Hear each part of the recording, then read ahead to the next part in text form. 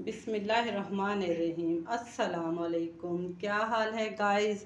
आज हम बनाने लगे हैं फिलिंग वाले कोफ्ते, जिसके लिए हमने आधा किलो चिकन का कीमा लिया था और उसमें हमने 100 ग्राम भुने हुए चने डालें, जो कि हमने बारीकी से पीस लिए थे।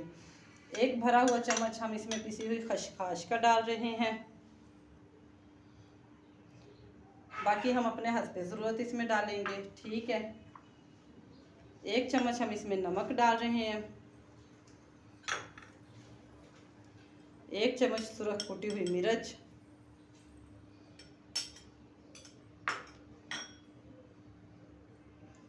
1 चम्मच कुटा हुआ खुश्क धनिया। इसके अंदर हम गरम मसाला नहीं डालेंगे, बल्कि जब हम फिलिंग करने लगेंगे इसकी तो उसके अंदर हम साबुत ज़ीरा डालेंगे। ये हमने एक तरफ लहसुन, अदरक और हल्दी को पीस के रख लिया था, ठीक है ना। तो इसमें से थोड़ी सी हल्दी वाला ये मसाला, जिसमें लहसुन है, अदरक है और हल्दी है, हम इसमें डाल देंगे, ठीक है। ये हमने 5-6 मिर्चें सब बस चॉप करके रखी हुई थी, ये डालेंगे।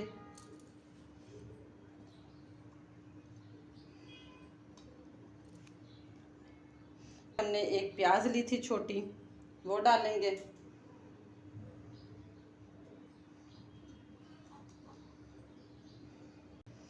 और 1 चम्मच हम इसमें बनास्पति घी डालेंगे।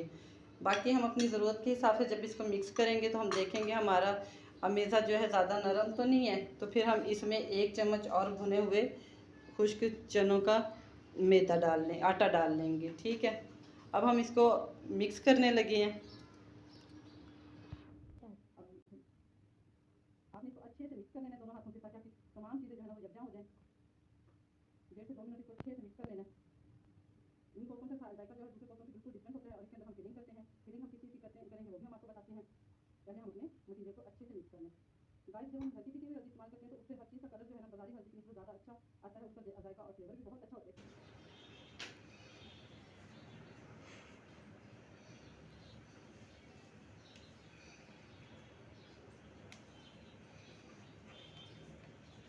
अपनी ज़रूरत के हिसाब से आप इन्हें बड़े भी बना सकते हैं और छोटे भी बना सकते हैं।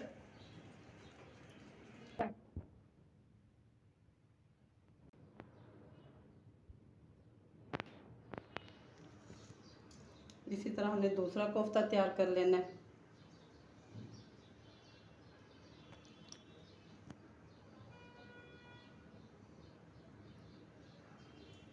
एक के बाद एक सारे कोफ्तों को तैयार कर लेना है आपने अच्छे से।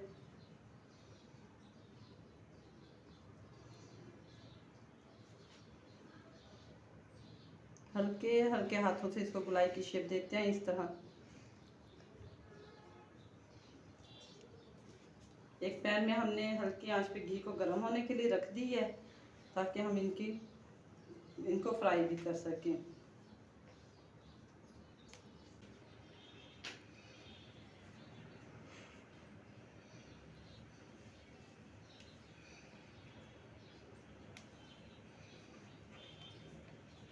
अपनी ज़रूरत के हिसाब से आप इन्हें बड़े भी बना सकते हैं और छोटे भी बना सकते हैं।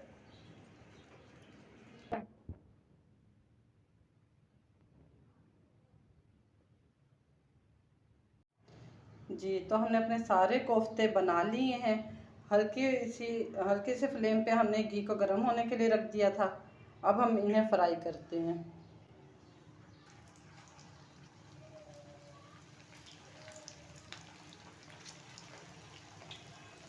व्यूअर्स, जब भी आप कोफ्तों को बनाएं और इनको फ्राई करने लगे तो फ़ौरन ही इनको हिलाना नहीं है, बल्कि थोड़ी सी देर जो है ना इनको घी में पकने देना है, ताकि ये टूटे ना।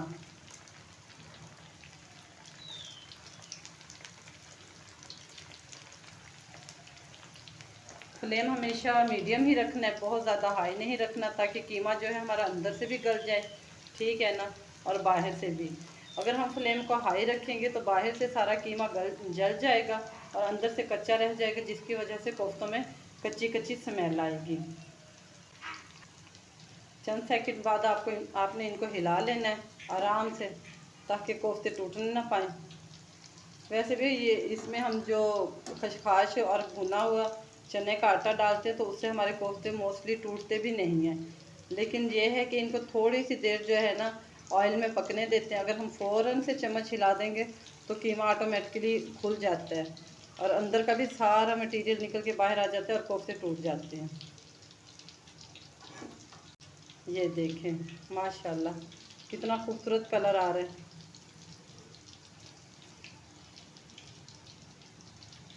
2 से 3 मिनट तक हल्के फ्लेम पे इसको पकाते रहें।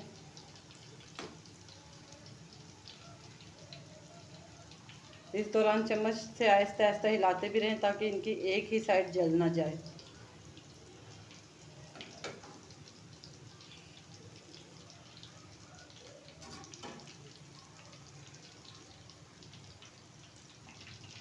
चलें 2-3 मिनट तक ये हल्की हल्की आंच पे पकते हैं। इतनी देर में हम प्याज़ों की कटिंग कर लेते हैं और टमाटरों को चॉप कर लेते हैं ग्रेवी तैयार करने के लिए। इन्हें बहुत ज़्यादा ओवर कुक भी नहीं करना ताकि ये अंदर से भी सख्त ना हो जाए। अब ठीक है ना, ज़्यादा ओवर कुक हो गए तो ये बिल्कुल सख्त सख्त से हो जाते हैं। अब हम इनको निकाल लेते हैं।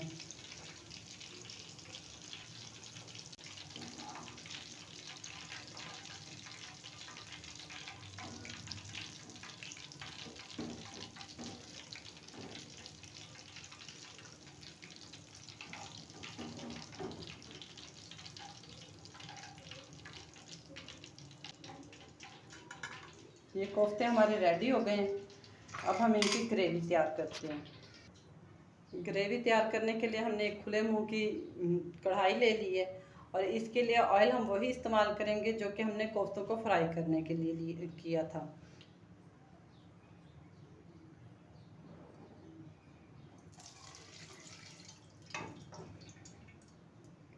थोड़ा सा ऑयल हमने इसमें डाल लिया है। अब हम इसमें प्याज डालेंगे।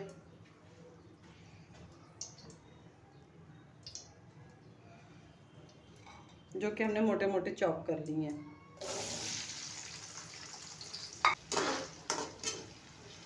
इस जगह फ्लेम को हाई कर सकते हैं ताकि प्याज जो है ना जल्दी से फ्राई हो जाए। गाइस, जब भी कोई चीज़ पकाने लगे तो कोशिश किया करें कि खाना बनाने से पहले ख़ास तौर पे लाजमी बिस्मिल्लाह पढ़ा करें और खाना बनाने के दौरान भी दुरूद शरीफ पढ़ते रहा करें। मेरी खुद की भी आदत है कि मैं हर वक्त जो है ना चलते फिरते भी काम करते भी दुरूद शरीफ पढ़ती हूँ या हयो या क़य्यूम की तस्बीह करती रहती हूँ। इससे अल्लाह ताला घर में हर चीज़ में बरकत भी डालते हैं और आपका जहन जो है ना वो दूसरी फजूल बातों की तरफ भी नहीं जाता। और खाना बनाने के दरमियान दुरूद शरीफ पढ़ने से खाने में बरकत और लज्जत जो है ना दोबाला हो जाती है। अल्लाह ताला अपने बाबरकत उससे दुरूद शरीफ की बरकत से खाने में बरकत भी डालता है और खाने में जायका भी डालता है। प्याज हमारे आहिस्ता आहिस्ता जो है ना कलर चेंज कर रहे हैं। इनको हमने 2 से 3 मिनट तक ब्राउन होने तक फ्राई करने हैं। जी तो गाइस देख रहे हैं प्याज हमारे ब्राउन हो गए हैं। हमने इनको इतना ही ब्राउन करना है, इससे ज़्यादा जलाना नहीं है। ठीक है, अगर हमारे प्याज जल गए तो उसमें से जले हुए की स्मेल आएगी। अब हम इनको यहाँ से निकाल लेते हैं।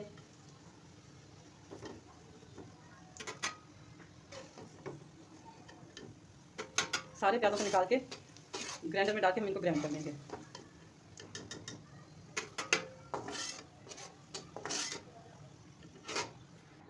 प्याज हमने सारे निकाल लिए हैं और उनको हमने एक जार में डाल लिया है। अब हम इसमें जो हमने 2 अदर टमाटर लिए थे बारीक कटे हुए उसको भी डाल लेंगे और उनको ग्राइंड कर लेंगे। ठीक है ना, टमाटर और प्याज़ों को अच्छे से ग्राइंड कर लेना ताकि हमारा जो मिसाला है ना ग्रेवी जो है वो बहुत स्मूथ और क्रीमी सी बने। इसमें कोई भी चीज़ जो है ना अलग और खड़ी खड़ी नज़र नहीं आनी चाहिए। कुटी हुई अदरक, लहसुन और हल्दी जो कि हमने पहले से ही कूट के रख ली थी।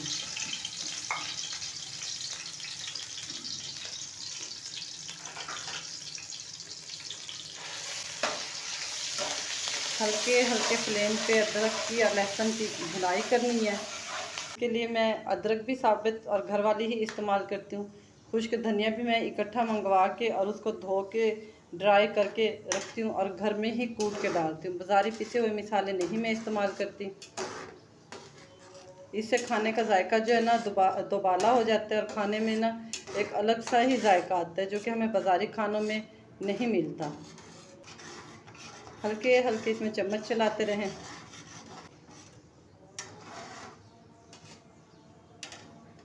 जब तक दही का पानी खुश्क नहीं हो जाता अपने मिसाले की भुनाई करते रहना। ये देखें व्यूअर्स, पानी डालने के बाद हमारे ग्रेवी को उबाल आ गया है और अब हम इसमें डालेंगे तमाम कोफ्ते।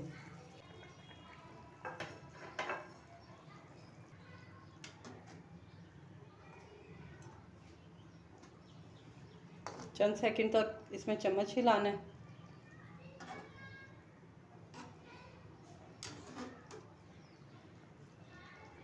सुभान अल्लाह, आधा किलो कीमे में कितने ज़्यादा कोफ्ते बन गए हैं।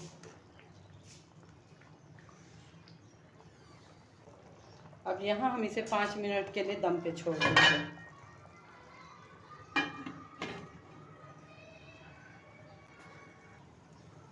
5 मिनट गुजर गए हैं। अब हम देखते हैं। ये देखिए कोफ्ते हमारे रेडी हैं। अब इस जगह पे आप इसमें जिस तरह भी चाहेंगे चम्मच चला सकते हैं, ये बिल्कुल भी नहीं टूटेंगे।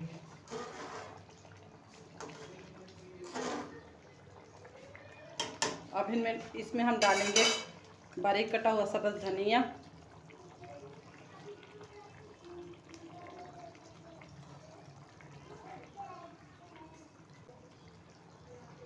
थोड़ा सा कुटा हुआ गरम मसाला,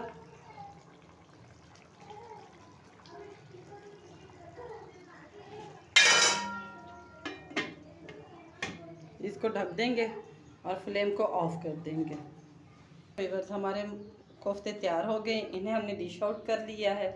ये देखें माशाल्लाह कितने खूबसूरत कोफ्ते तैयार हुए और इनकी ग्रेवी भी कितनी थिक है।